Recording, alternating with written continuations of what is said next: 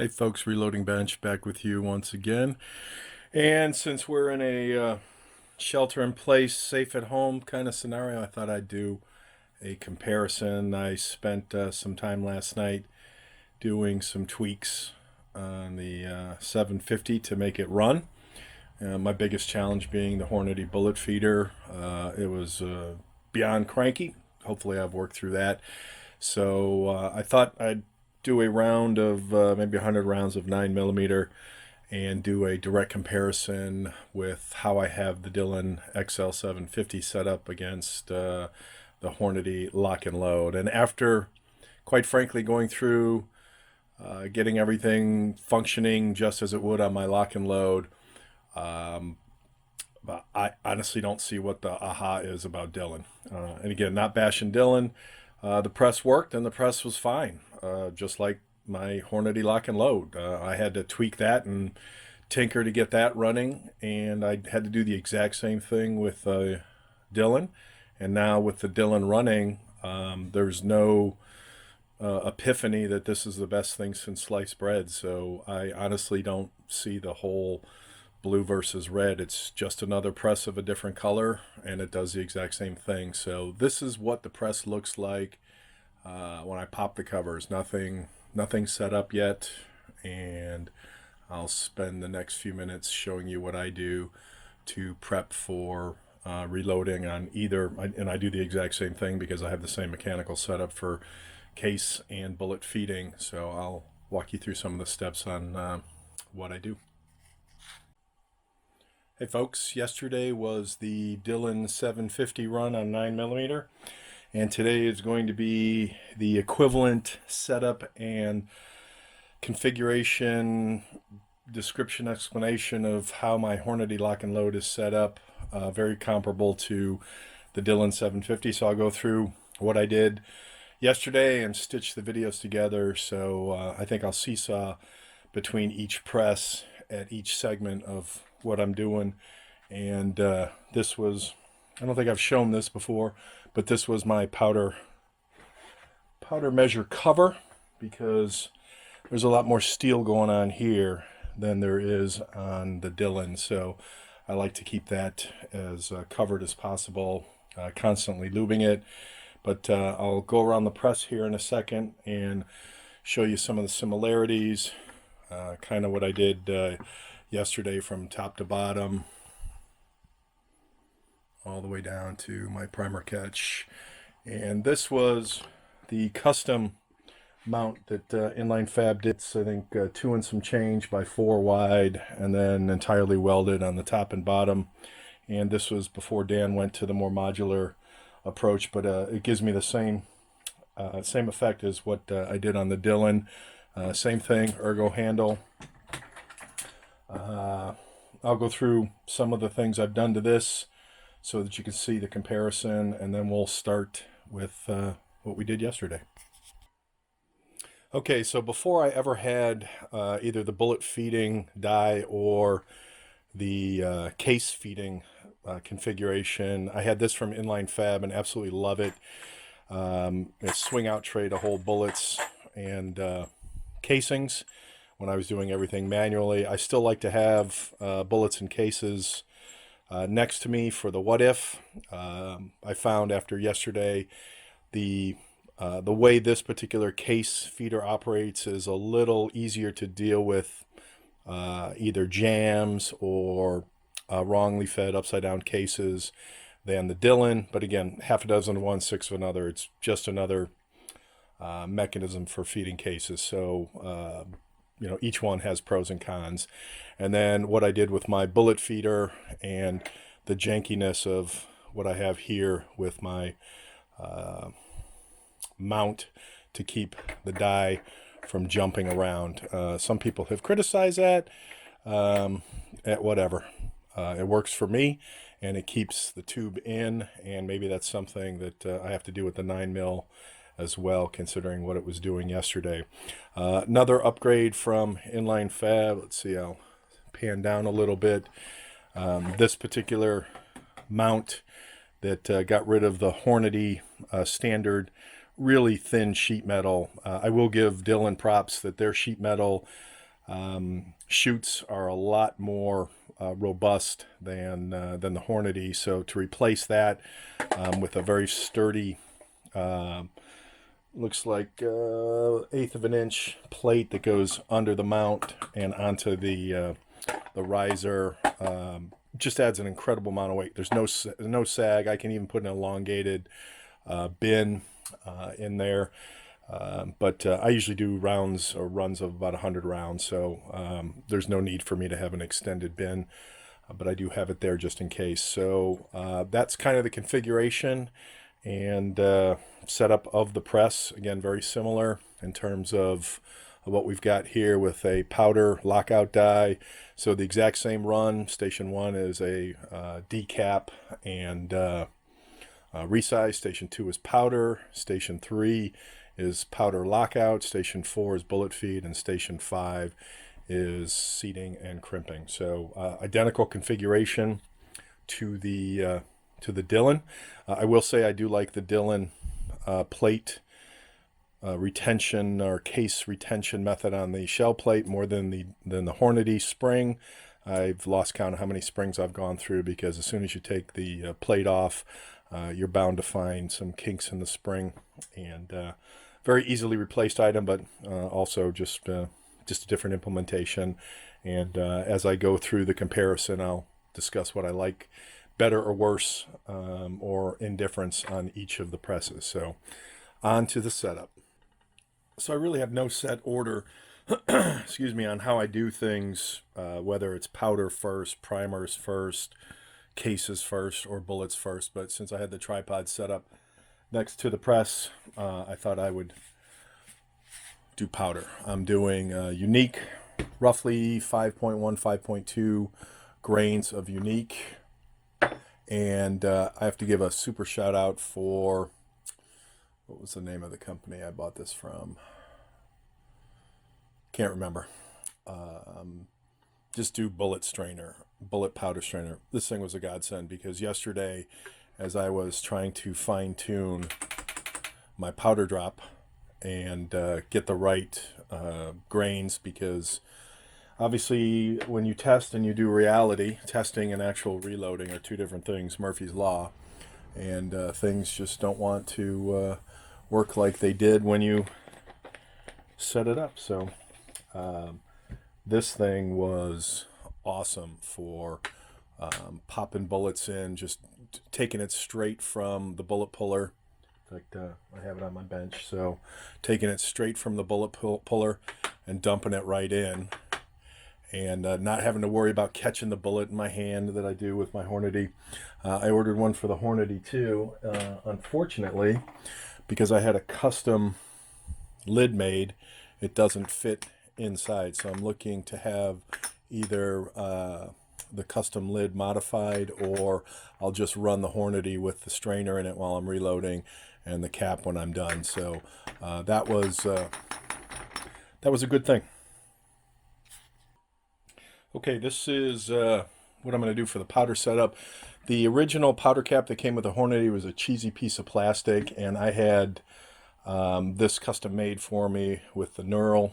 And when I was looking at options for, and it's been great for years, when I was looking at options for the Dillon, that's when I found the strainer. And I did find a company that produced a very similar, little different kind of milling on the aluminum, but I found a company that did the same thing for the Hornady, because obviously the tubes are different sizes, wouldn't want to have same size tubes. So there's a bullet strainer / powder strainer for correcting bullets or checking your weights on your powder and such. Unfortunately, that doesn't fit, so I either have to figure out a way to shave this. Hard to look at what I'm doing and not see on camera. I'm either going to have to shave this or have them make another one with different dimensions. But I found that for what I'm doing, I'll just run the powder strainer while I'm doing my reloading session, and then just throw the strainer in one of the bins when I put the press away. So my workaround is adequate. No showstoppers or big deal, so kind of who cares. Also running for what I load on 45 ACP. I'm a fan of either 231 or WST, and that's a consistent burn for me. Clean enough. I'm used to it. I get very good results in my opinion, and it's something I've used for years and thoroughly enjoy using that powder, if that makes any sense.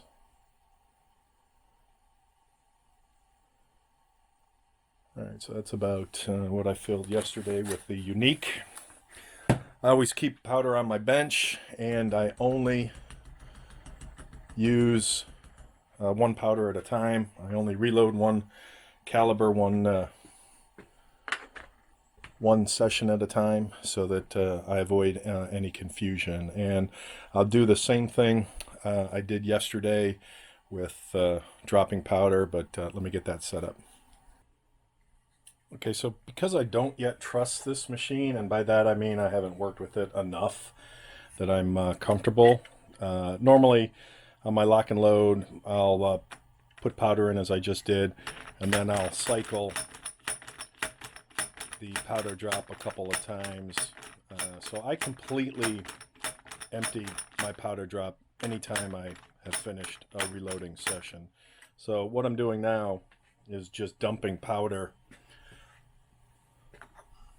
back into the press with that powder strainer, but I'm trying to get a now that I've what I'd call primed the powder drop. I'll show you what I've got on the bench here. There's my scale. So what I'll do, and we're zeroed out, is I'll do what I just did, do a powder drop, a manual powder drop, and hopefully this comes in at 5.1, 5.2. Okay, 4.8. Let's see if I did that a little too fast or didn't. All right, that was a slow, steady, full push on the powder drop. All right, 5.0. It hovered at 5.1. Just leave that down there because I know I'm going to throw powder on a cap. And if it stays at 5.0, I'm fine with that. And there's my 5.0 again, and I'll do one more for giggles. And even though I'm doing this manually, on my first few rounds of brass, I'll do the exact same thing. 4.9, 5.0, so slight variations that I can live with. All right, on to the next task. Normally what I will do to prime the, and this is where I like, it's a little easier to place brass inside the shuttle or the shell plate, dealing with the shuttle for the Hornady. Not dealing with pins, so again, half a dozen of one, 6 of another. So normally what I'll do is I'll take an old piece of brass that is yet to be deprimed, and I will carefully do a couple rounds on that, and then I will throw that in again, and we'll weigh that. And I've got my scale here. So let's see if I can get the camera around so I'm in back of everything. Let me come around here. It looks like we get a little flutter there. And I'm running 4.3 grains on that particular powder. Don't copy my loads. These are published loads, though. I take no responsibility. I find that so interesting that people have to say that now, but whatever. 4.2. And I'll do one more.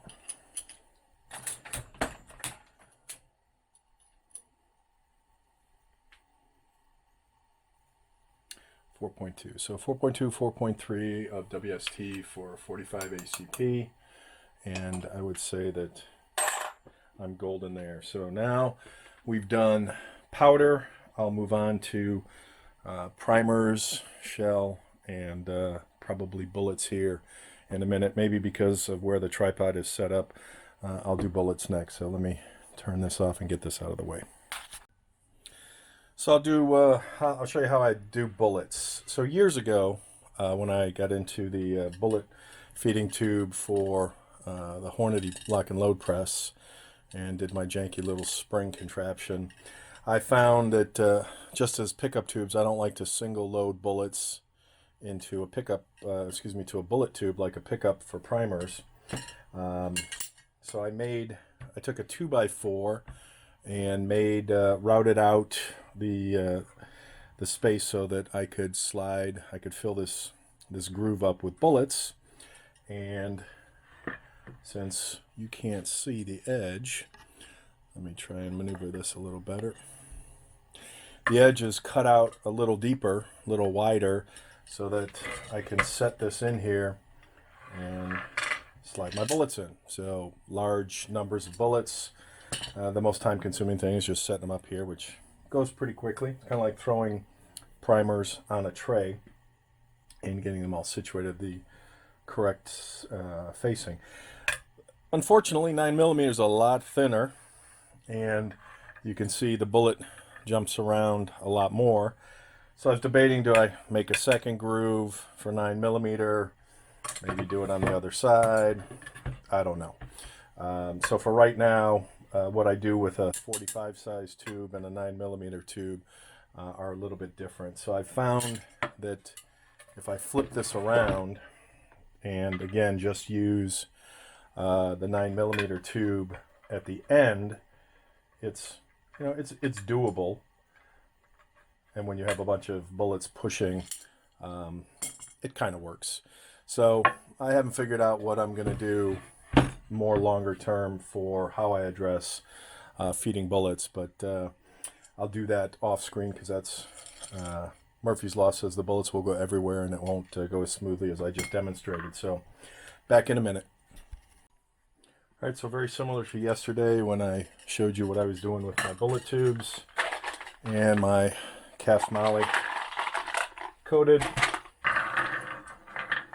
I usually just throw a bunch out, and then this is the most time consuming, but again, to me, what I do for reloading is my therapy, and this is what I enjoy doing. So I'm still debating how I'm going to do the 9mm. I don't know if you can see this. Yes, you can. So I pop this in, and that's what I'll do to fill the tube. All right, so not technically time consuming, but repetitive. So I will take a handful of bullets and I will prime the bullet feed tube, the bullet feed die before I throw this tube on and clamp it on. So I will do that now, clear this off, and then head over to primers. So I talked about this previously, that I hate pickup tubes for progressive presses for any type of linear tubular reloading priming, and I think they're just not my cup of tea, and I'll leave it at that. So that's essentially all the primers facing a direction. This is my S, this is my L. So I will take the gate and toss it, or at least cover the L so I can have everything aligned and ready to insert into the Vibroprime. And it's as simple as making sure you have your cotter pin. I normally don't run it with this plastic thing on. My preference is to have the bottom of the primer tube for the Vibroprime touching the primer tube in the press, but maybe for a visual I'll leave it in so you can. All right, so taking the tube, the Vibroprime tube, popping it in, and hopefully be able to see this. Let me make sure I'm on. So I tilt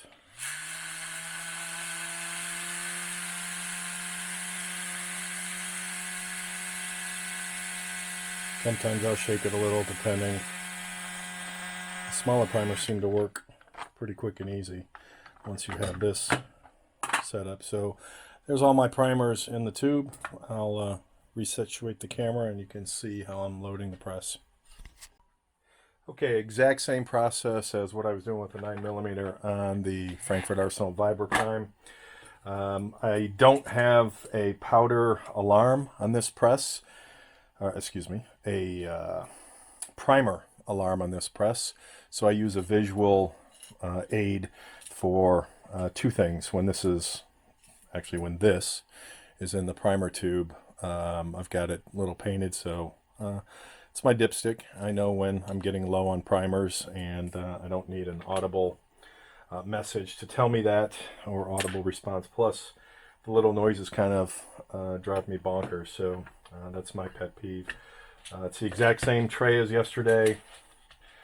This might go a little smoother than the small pistol primer, simply because I've used this for years with the large pistol primers. And where's my large size? And again, I'll put the gate on the small side.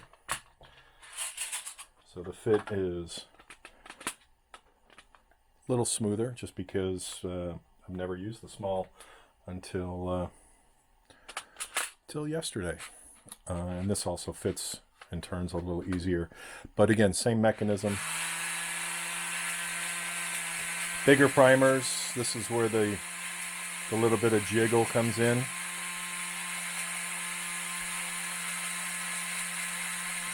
And I did, I think I said yesterday, a video years ago on comparing the time of doing a primer tube pickup with the vibratory method for this. And it just beats it hands down, stress-wise, you name it. So I will show putting this in my primer feed tube as well. And again, I use this to help facilitate the primers dropping in the tube. So I'll show that, and I'll move the camera and tripod around. Hang on. So this will be interesting as I try to maneuver around the tripod because it's so close to the press. What I normally do is I'll put this in the top of the Frankfurt tube, just to give the tube a little extra gravity push, I guess is the right way to say it. All right, so this will be a first time for me. Let me try and get out of the way. Well, again, I don't usually use this plastic thing,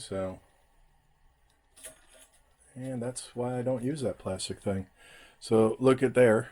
Notice how we have a shit ton of small primers bundled up. So live and learn. All right, take two. So this is what I normally do with my lock and load. Bare metal to bare metal. And again, I've got the, whatever this follower thing is called for the primer alarm. And that is that.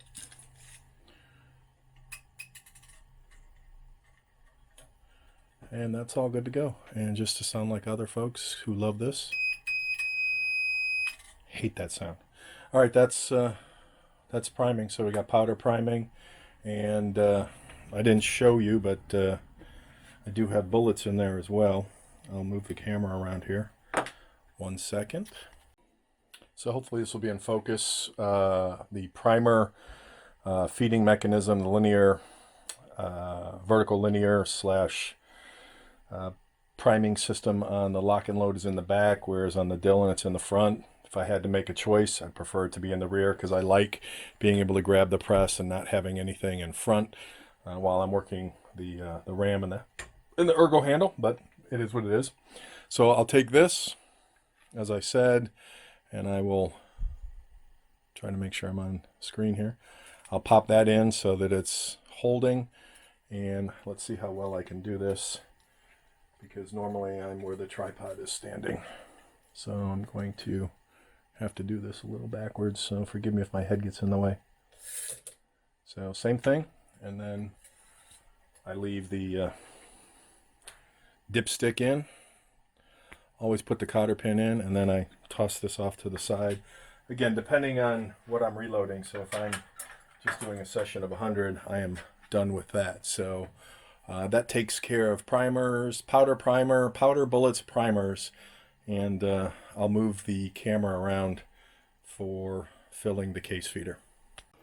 All right, hopefully that's in focus. So I tinkered with this a bunch when I first tried to fine-tune this, and this thing was giving me the most problem because without the tube in, it worked flawlessly. As soon as I put the tube full of bullets in, whether that tube was half full, three-quarter full, or full, it just wasn't playing nice, wasn't dropping a bullet. Couldn't figure it out.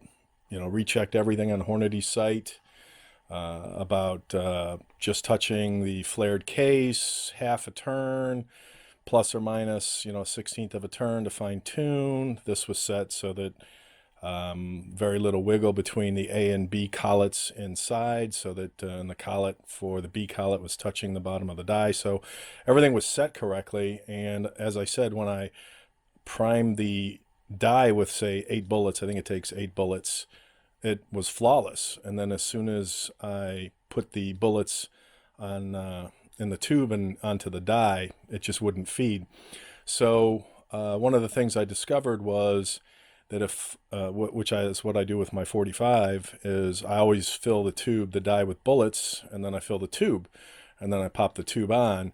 Whereas with this, I found I was having better success if I do not prime the die with any bullets and just put the, I think it takes roughly 49mm bullets, just put the 40 bullets in here and let it slide down into the die itself, and then maybe, say, put the other 8 or so bullets at the top of the die, so that I have roughly, you know, close to 50 in terms of loading up the bullet tube. All right, on to brass.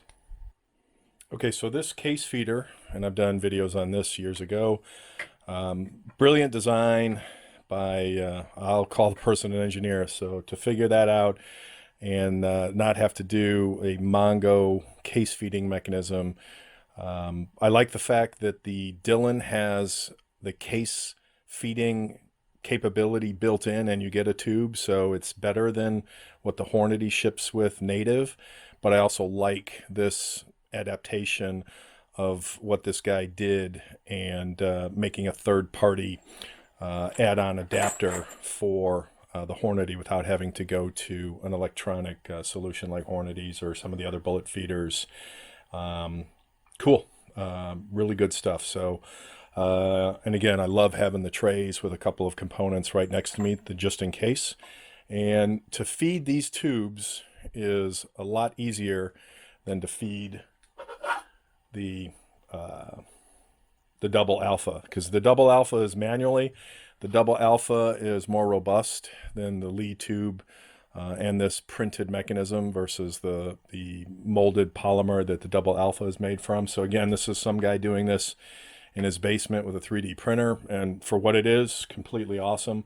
But I use the Lee, I don't want to call this a collator, but this just pops on the top of the 4 tubes, and as janky as the method to, as it sounds, to fill these 4 tubes, I'll do this real time so you can get a feel for actually how quick it is, surprisingly quick. So let me go ahead and get more brass than is in this, and we'll go ahead and do that.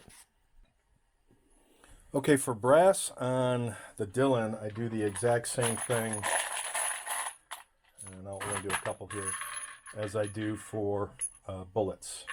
And that is to take advantage of this channel for the bullets, and I just align my brass.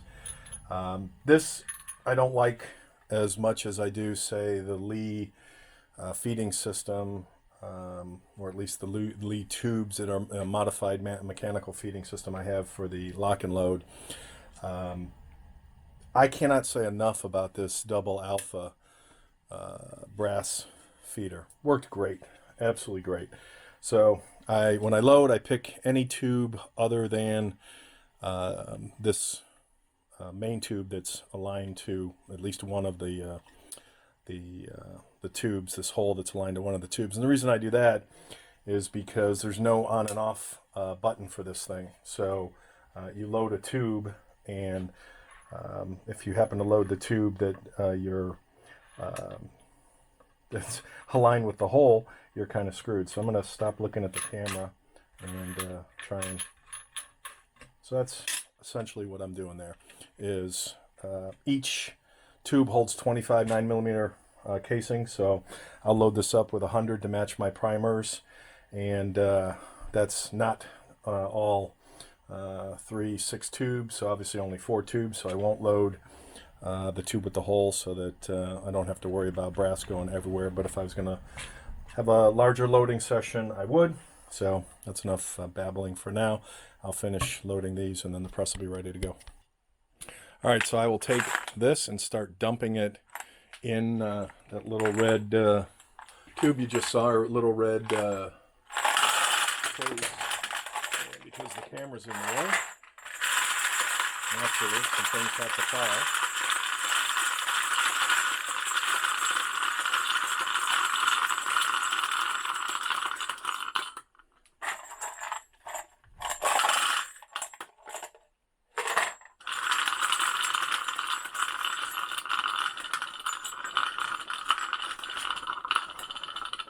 And I'll call that dunnage. And there's always one that wants to hang out in a full tube. All right, so now I have that all ready to go. You can see that it's already primed, the mechanism. So the downside to this is there really is no off. You would have to just rotate this off to the side so that it's not feeding anything. But the other positive is if it does feed, it's very easy to grab it on the Hornady and pull it out, as opposed to the Dillon, because the Dillon has a channel that the brass glides in, that's a positive. But if you needed to pull that casing out, it's easier said than done. Doable, but just a little more challenging. All right, so we are ready to go. I will move the camera so that you get the same angle as how I was loading with the Dillon. So hang on a second. All right, so it looks like all systems are kind of ready to go. I will drop brass and see what kind of problems we run into or how smooth things go. Usually at night I'll have the light on. It's daytime and it's not dark in here, but that is the difference. Maybe I'll leave it on for a little bit. All right, let's see what we get here. And I'm noticing that my handle is loose from the other day, so let me pause for a second.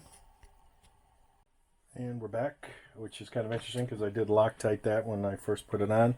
So I've not completed the first stroke, so that is the very first piece of brass for today's session.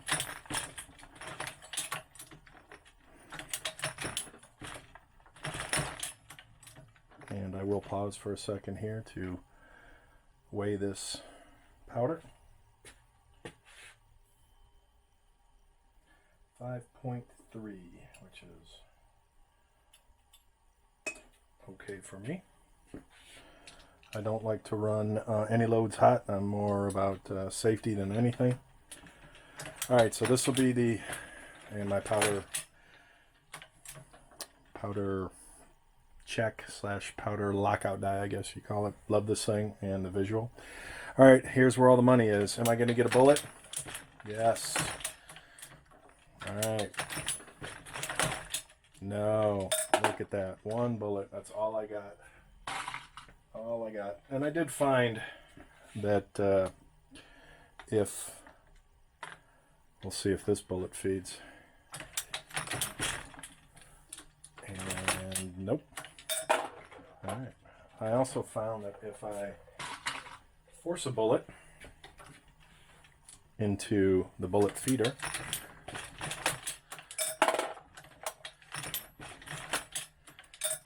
Murphy's Law. So I think I'll be looking at the double alpha bullet feeder.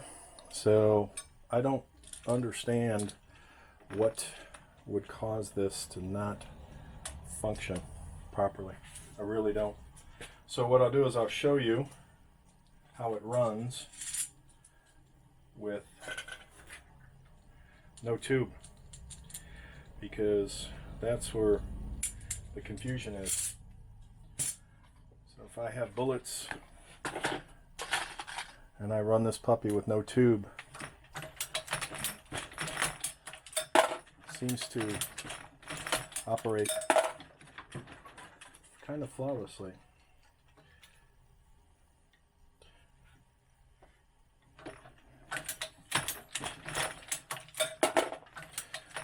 So the bullet feeder that doesn't feed bullets, unless you don't fill the tube. So that's kind of useless to me. And I don't want to go in groups of 8 in my bullet feeder. So I'm going to attempt to put this back in. And I've heard people say you should prime it and you shouldn't prime it.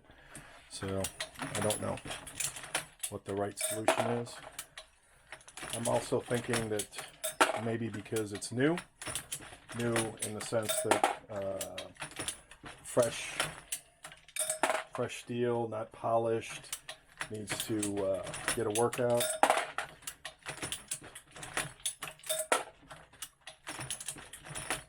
I'm having a little more success right here. Let me turn the light off so you get a better or different view. I don't know if that's better at all or different.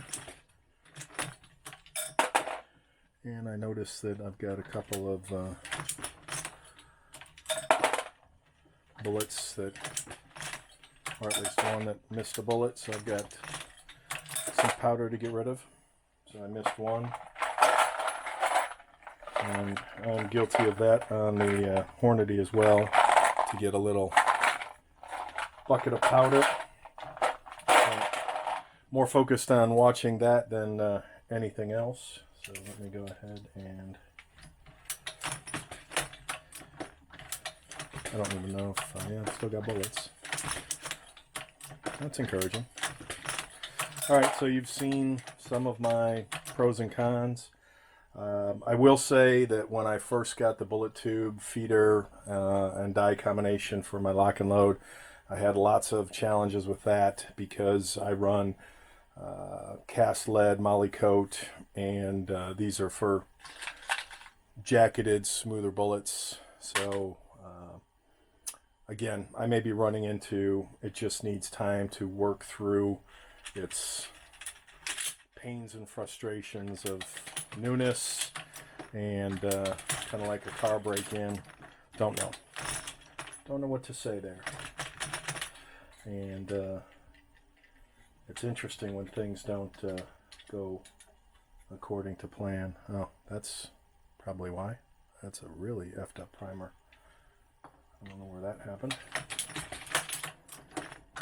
Not the press's fault. So, I mean, the press operates as I would expect. It's a press. And again, I'm not doing anything any different than I would on my Hornady. To me, it feels exactly the same. So the again, no bashing, just a press. I wouldn't get rid of my Hornady for this, and I don't dislike this. So no dings, no harm, no foul. Let's take a peek at what that powder level is. 5.2. All right, I'm good. Happy enough with it. But yesterday, when I was tweaking, or at least going crazy, trying to understand why the bullet feeder didn't want to play nice, I was beside myself, trying to understand what I was doing wrong when I followed all the directions. And kind of like the most recent videos of some of the new Pythons, cylinders not rotating or not firing. So I was having a not firing when it comes time to the bullets, and I think I'm out of bullets here, so I'm gonna stop there. You get the idea. Press is working. I'm happy with it, but I am probably going to give the double alpha bullet feeder a try, especially after how well the double alpha case feeder has done for me. So I call that a winner. But yeah, press is cool. no complaints. It's just another press. Okay, and away we go. Just as a side note, this is the first time I'm using this press since using the 750, so everything about the 750 in terms of feel and I guess operation slash whatever is pretty fresh. That was yesterday, and here we are today, and we'll see how this feels.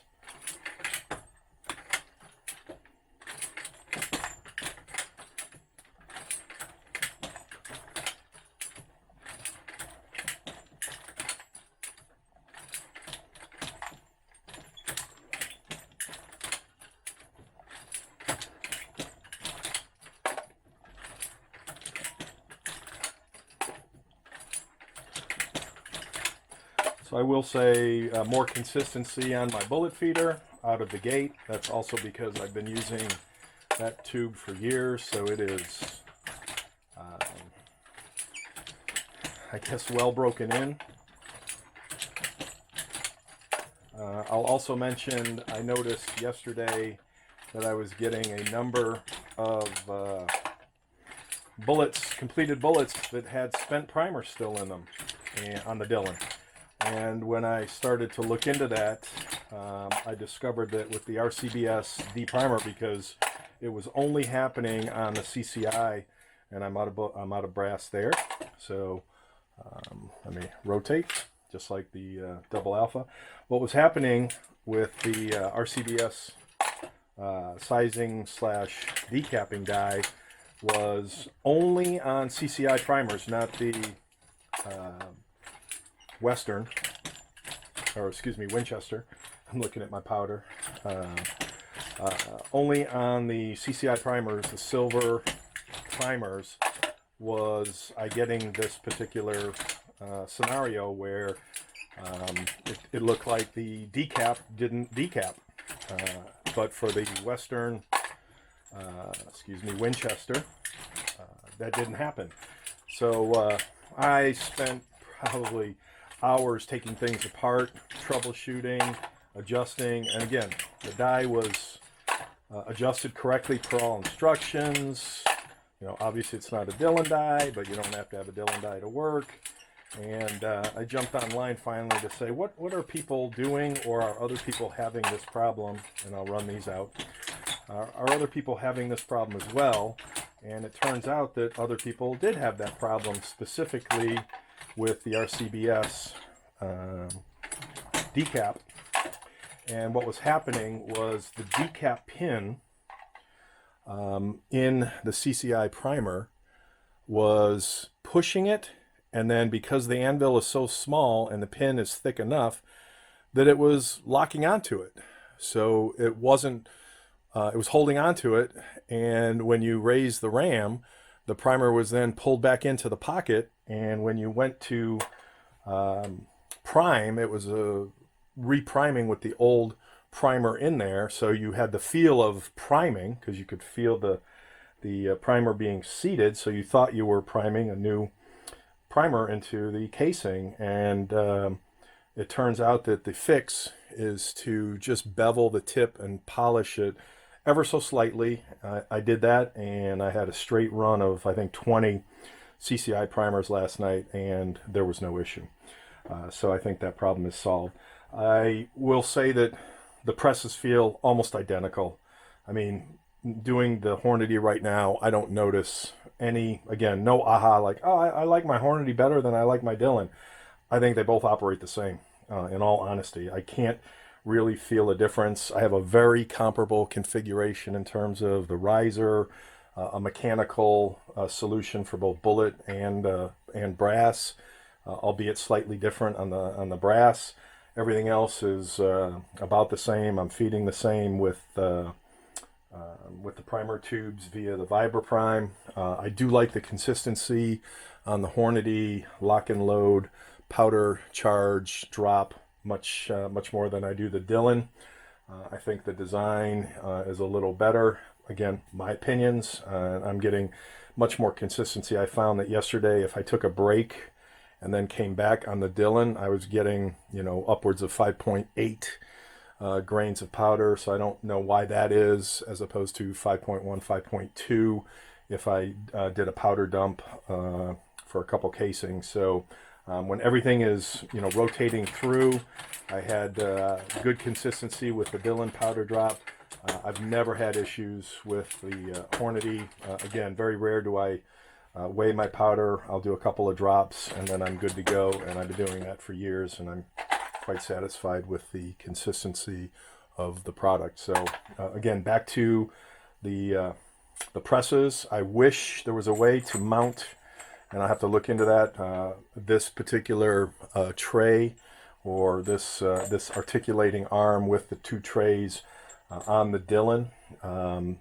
If you buy an inline fab, one of their ultra mounts, you can do it, but I don't have an ultra mount, and the way that the Hornady is built for the case feeding, case feeding tube solution, the ammo plant, that's where this would go, and that's where this bracket is. So I wish I could do this configuration on the Dillon. I would in a heartbeat, because you saw yesterday there were times where I needed to either grab brass or grab a bullet when the bullet feeding wasn't happening.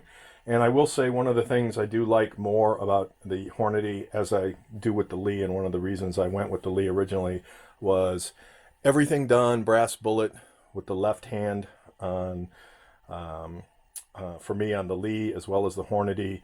The Dillon, there's still stuff you do with your right hand. So left hand brass and bullet, right hand priming.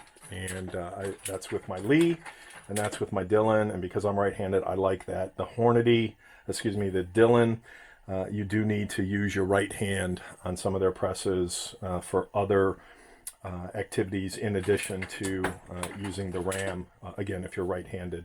So I like the isolation of tasks to left hand for bullet brass and right hand for the ram and the ergo handle. But otherwise, these presses are identical. To me, there is no difference. The 750 and the Lock and Load are, to me, apples and apples. One's a Granny Smith, and the other is a Macintosh, or pick another flavor of apple. But they're both apples. There is no, to me, the red is better, the blue is better. I've got both. They're both comparable models, both configured almost identically in terms of what they do. And I'm not seeing an aha moment over one press over the other. I like what they both do. They both do them differently, and they're both cool presses. So that's kind of my comparison.